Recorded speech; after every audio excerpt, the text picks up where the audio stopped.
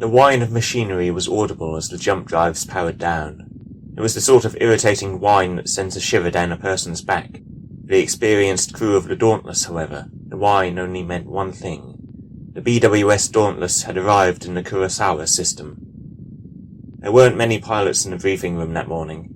Peacetime regulations didn't require a general alert prior to jumping into another system, and so anybody who didn't have duty immediately after the jump was sleeping. It was still early morning, ship's time, after all. "Not much work today, people," announced Lieutenant Colonel Skeksis Daniels as he entered the room, yawning.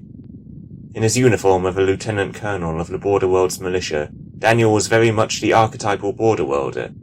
He was gaunt, but nonetheless well built, with no signs of aging in his frame.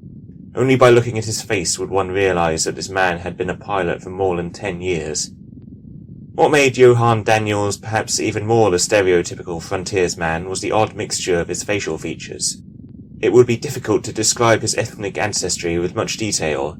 Indeed, the closest one could get to describing his ancestry would be human.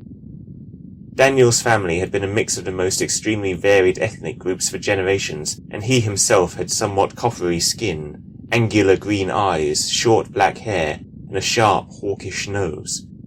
Very few indeed would have guessed that this strange mix was not the product of some world on the edge of human civilization, but rather of its very centre, Earth. He looked around the half-empty briefing room. There wasn't much, really. Although the BWS Dauntless, or, as it was once called, the TCS Kipling, had faced many a refit, the briefing room had never really been upgraded beyond the technology of the 50s. A large screen covered most of one wall, with the speaking podium in front of it. Johann took his place at the podium, and turned to the pilots whose seats were arrayed in rows before the podium. Dawn patrol duty was not exactly popular amongst the crew, and he could see that many of the pilots in the room were distinctly unenthusiastic. Skeksis grinned. As squadron commander and acting wing commander, he was used to getting up early.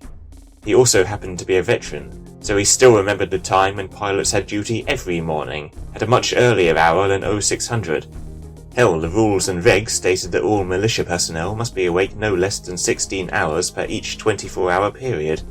But in peacetime, many a rule was bent to suit the laid-back attitudes of border-worlders. Most of the young pilots in the room had no idea of what it was like to only get 4 hours of sleep and still consider oneself lucky. They might soon find out, though. Essentially, we're just killing time until the Intrepid arrives to take us to the front line. However, there are always a few smugglers and pirates to be found, so we'll be flying a number of patrol missions in the system.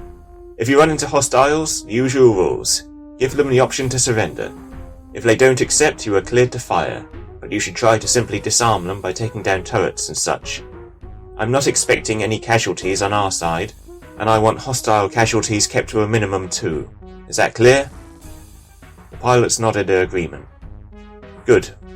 Also, if a smuggler surrenders, don't escort him here. Take him to Beaufort Station instead. That'll be all. Well, actually, there's one more thing. Those of you flying patrols around the Venice jump point should be especially careful. There will be an important convoy coming through the area this afternoon. Doc and Ocelot will get the escort run, but I would very much prefer if they didn't see a single red blip on their radars. Your computers will have the exact flight paths and wing assignments already logged in. Dismissed.